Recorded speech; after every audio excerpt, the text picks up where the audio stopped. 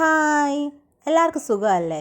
ഇന്ന് വന്നേക്കുന്നത് ഒരു അടിപൊളി ചിക്കൻ റെസിപ്പി ആയിട്ടാണ് കേട്ടോ വന്നേക്കുന്നത്. ഒരു അടിപൊളി വറുത്തരച്ച ചിക്കൻ കറി. ഒരുപാട് നാളായിട്ട് വിചാരിക്കണം ഒരു റെസിപ്പി ഉണ്ടാക്കിയിടണമെന്ന്, അല്ലെങ്കിൽ ഒരു കുക്കിംഗ് വീഡിയോ എടുത്ത് ഈ വറുത്തരച്ച ചിക്കൻ കറിയുടെ ഒരു വീഡിയോ ഇടണമെന്ന് ഒരുപാട് നാളായിട്ട് കരുതിയിരിക്കുകയാണ്. അതിന് വേണ്ടിയിട്ടുള്ള ഇൻഗ്രീഡിയൻസ് എന്ന് പറഞ്ഞു കഴിഞ്ഞാൽ കുറച്ച് സവാള വേണം, ഏകദേശം ഒരു 4-5 അല്ലെങ്കിൽ ഒരു 6 സവാള. നമ്മൾ ചിക്കൻ അനുസരിച്ചാണല്ലോ സവാള എടുക്കുന്നത്, അതുകൊണ്ട് ഞാൻ എണ്ണം പറയുന്നില്ല. എന്തായാലും കുറഞ്ഞു പോവാത്ത രീതിയിൽ ഒരു 10-13 കൊച്ചുള്ളിയും പച്ചമുളകും, ഇതിൽ കൂടുതലും ഞാൻ പച്ചമുളക് എടുത്തേക്കുന്നത് കേട്ടോ. ഒരു 7-8 പച്ചമുളകും ഇഞ്ചിയും വെളുത്തുള്ളിയൊക്കെ എടുത്തിട്ടുണ്ട്.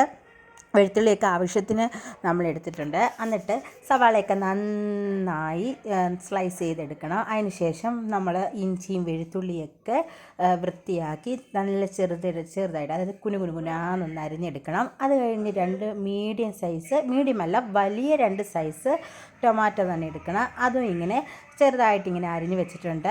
ഏകദേശം 1 കിലോ ചിക്കൻ എടുത്തിട്ടുണ്ട് കേട്ടോ ഇതിന്. പിന്നെ ഒരു അരമുറി തേങ്ങ. ഇതാണ് ഇതിൻ്റെ പ്രത്യേകത കേട്ടോ. പ്രത്യേകിച്ച് നമ്മൾ എടുക്കേണ്ട ഒരു ഇൻഗ്രീഡിയൻസ് എന്ന് പറയുന്നത് തേങ്ങയാണ്. നമ്മുടെ ഒരു അരമുറി തേങ്ങ എടുത്താൽ മതി. അതിനുശേഷം നമ്മളൊരു ചീനിച്ചട്ടി ഗ്യാസിലൊക്കെ എടുത്ത് വെച്ചിട്ടുണ്ട്. അതിലേക്ക് ആവശ്യമായിട്ട് ഞാനിവിടെ എന്തായാലും കോക്കനട്ട് ഓയിലാട്ടോ യൂസ് ചെയ്തേക്കുന്നത്. എന്നിട്ട് അതിലേക്ക് കടുക് വറുക്കാനായിട്ട് ഇട്ടിട്ടുണ്ട്. പിന്നെ നമ്മുടെ അതിൽ വറ്റൽമുളക് ഉണ്ടെങ്കിൽ എൻ്റെ ഇല്ലായിരുന്നു ആ സമയത്ത്, അതുകൊണ്ട് ഞാൻ ഇട്ടിട്ടില്ല. വറ്റൽമുളക് ഉണ്ടെങ്കിൽ അതും കൂടി ഇട്ട് കൊടുക്കാം.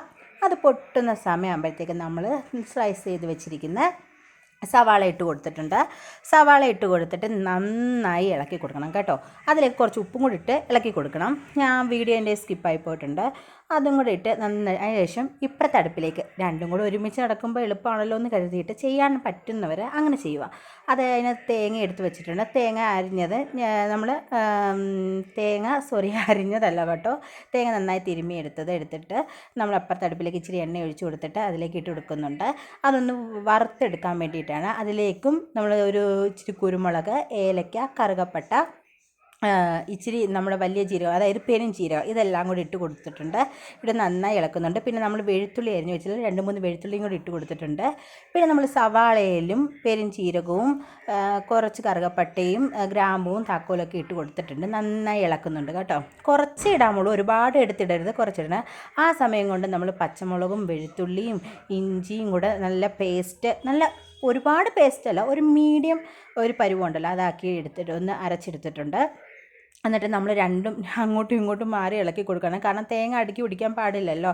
തേങ്ങ ഒരു പരുവായി വരുമ്പോഴത്തേക്ക് അതിനകത്ത് മുളകും മല്ലിയും കുറച്ച് ഗരം മസാലപ്പൊടിയും കൂടി ഇട്ട് മഞ്ഞൾപ്പൊടിയും കൂടി ഇട്ട് ഇളക്കി നമ്മൾ സ്റ്റൗ ഓഫാക്കി വെക്കുന്നുണ്ട്. ഞാൻ ആ വീഡിയോ എടുത്തെന്ന് കരുതി, പക്ഷേ റെക്കോർഡായില്ലായിരുന്നു. അതാണ് ഞാൻ വീണ്ടും ഇങ്ങനെ കാണിക്കുന്നത്. ആ ഒരളവിൽ മാത്രം ഇട്ട് കൊടുത്താൽ മതി കേട്ടോ. ഒരുപാട് ചേർക്കണ്ട. കുറച്ച് മല്ലിപ്പൊടി, മഞ്ഞൾപ്പൊടി, മുളക് പൊടി, കാരണം നമ്മൾ വീണ്ടും ഇതിനകത്ത് ചേർക്കുന്നുണ്ട്. എന്നിട്ട് നമ്മുടെ ഉള്ളി ഒന്ന് വഴണ്ട് വരുമ്പം നമ്മൾ അതിലേക്ക് എന്ത് ചെയ്യണം, കുറച്ച് പച്ചമുളകും കൂടി ഇട്ട് ഇളക്കി കൊടുക്കണം. നമ്മൾ നേരത്തെ എടുത്ത് വെച്ചിരുന്ന കൊച്ചുള്ളി ഉണ്ടല്ലോ, ആ കൊച്ചുള്ളിയും കൂടെ നമ്മൾ തേങ്ങ വറുക്കുമ്പോൾ ഇട്ട് അതിൻ്റെ കൂട്ടത്തിൽ വറുത്തെടുക്കുന്നുണ്ട്. നമ്മൾ തീയലിനൊക്കെ വറുത്തെടുക്കത്തില്ലേ, അതുപോലെ നമ്മൾ തീയലിന് വറുക്കുമ്പം പെരുംജീരകം ചേർക്കത്തില്ല, അത് അല്ലെങ്കിൽ മസാലപ്പൊടികൾ ചേർക്കത്തില്ല. അതിന് പകരം നമ്മൾ മല്ലിയും മുളകും മാത്രമല്ല ചേർക്കുന്നത്. അത് കഴിഞ്ഞിട്ട് നമ്മുടെ ഉള്ളിയൊക്കെ ഒന്ന് വരണ്ട് വരുമ്പോഴത്തേക്ക് ഇതിൻ്റെ പേസ്റ്റ് നമ്മൾ ഉണ്ടാക്കി വെച്ചിരിക്കുന്നത് അതും കൂടി ഇട്ട് പച്ചമണം മാറി വരുമ്പോഴത്തേക്ക് അതിലേക്ക് തക്കാളി ഇട്ട് നന്നായി വരട്ടിയെടുക്കുന്നുണ്ട്. പിന്നെ നമ്മൾ എണ്ണയൊന്നും ഒഴിച്ച് കൊടുക്കേണ്ട കാര്യമില്ല, ആ ഒരു ഫോമിൽ മതി. അതിലേക്ക് പിന്നെ നമ്മൾ ചെറുതായിട്ട് മല്ലിപ്പൊടിയും മഞ്ഞൾപ്പൊടിയും ഒക്കെ ചേർക്കുന്നുണ്ട്. മുളക് പൊടി ചേർക്കത്തില്ല കേട്ടോ. ഇനി അത് പിന്നെ ലാസ്റ്റ് നമ്മളൊന്ന് ചേർക്കുന്നുണ്ട്. ഇതൊന്ന് ഇളക്കി കൊടുത്ത ശേഷം നമ്മളതിലേക്ക് ചിക്കനും കൂടി ഇട്ടിട്ട് നന്നായി ഇളക്കി കൊടുക്കുന്നുണ്ട്. അത് ചിക്കൻ ഇട്ടിട്ട് ഒരു 5 മിനിറ്റ് സമയം നമ്മളത് വേവിക്കാൻ വെച്ചിട്ട് നമ്മൾ തേങ്ങ വറുത്ത് വെച്ചില്ല, അത് അരച്ചായിരുന്നു, തണുത്തപ്പോൾ അരച്ചായിരുന്നു. അതും കൂടി ഇതിലേക്ക് ചേർത്ത് കൊടുക്കുന്നുണ്ട്. നന്നായി ചേർത്ത് കൊടുത്ത് ഇളക്കി മിക്സ് ചെയ്ത് കുറച്ച് ചൂടുവെള്ളം കൂടെ ആഡ് ചെയ്ത ശേഷം അതിലേക്ക് കുറച്ച് വീണ്ടും മുളക് പൊടിയും മഞ്ഞൾപ്പൊടിയും, മല്ലിപ്പൊടി ചേർക്കത്തില്ല, മുളക് പൊടിയും മഞ്ഞൾപ്പൊടിയും മസാലപ്പൊടിയും ചേർത്ത് നന്നായി കറിവേപ്പിലയിട്ട് തക്കാളിയിൽ ബാക്കി ഞാൻ ഒരു ഇച്ചിരി മാറ്റി വെച്ചിട്ടുണ്ട്. അതും കൂടെ ലാസ്റ്റ് ഇട്ട് നമ്മൾ എടുക്കണം. അതിലേക്ക് ആവശ്യത്തിന് ഉപ്പും കൂടെ, നമ്മൾ കുറച്ച് വെള്ളവും കൂടെ ചേർത്തുകൊണ്ട് അതിലേക്ക് ആവശ്യത്തിന് വീണ്ടും ഇച്ചിരിയും കൂടെ ഉപ്പും കൂടി ഇട്ട് ഏറ്റവും അവസാനം ഇച്ചിരി കുരുമുളക് കൂടി ഇട്ട്, കുരുമുളക് പൊടിച്ച് വെച്ചേക്കുന്നതാണേ, അതും കൂടി ഇട്ട് നമുക്ക് വെള്ളം വേണം അല്ലെങ്കിൽ ഒന്നും കൂടെ ഒന്ന് വേവുണ്ടെന്ന് നോക്കി തിളച്ച ചൂടുവെള്ളം മാത്രമേ ഉപയോഗിക്കാമുള്ളൂ. അതും കൂടിയിട്ട് നന്നായി ഇളക്കി വെച്ച് വറ്റിക്കണം കേട്ടോ.